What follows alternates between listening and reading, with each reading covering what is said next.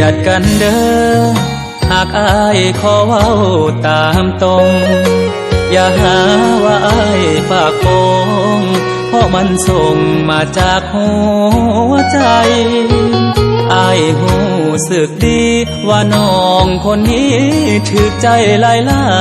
ยเพียงส่งสายตาทักทายหัวใจมันสั่นแห้งคอยเฝ้าจอบแนมลักส่งสายตาบอกฮักในใจยันแต่เจ้านั้นมีภัยอยู่ในใจบ่สนคนแย่ถ้ามีแฟนแล้วอายคงได้แต่แอบฮักแอบแพ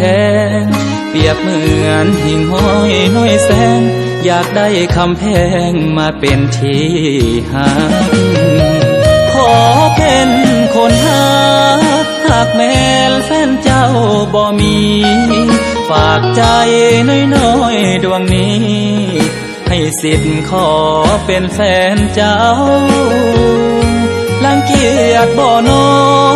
หากว่าความหล่อมีทอหางเต่ายิ้มตอบแน่เด้อเบาๆให้หูว่าเฮาใจกงกัน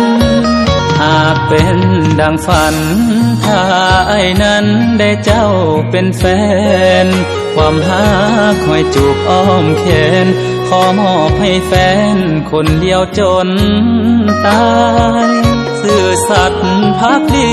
เป็นแฟนที่ดีให้เจ้าภูมิใจขอเพียงแต่น้องหักอายบ่ให้ผิดหวังดอกเด้อ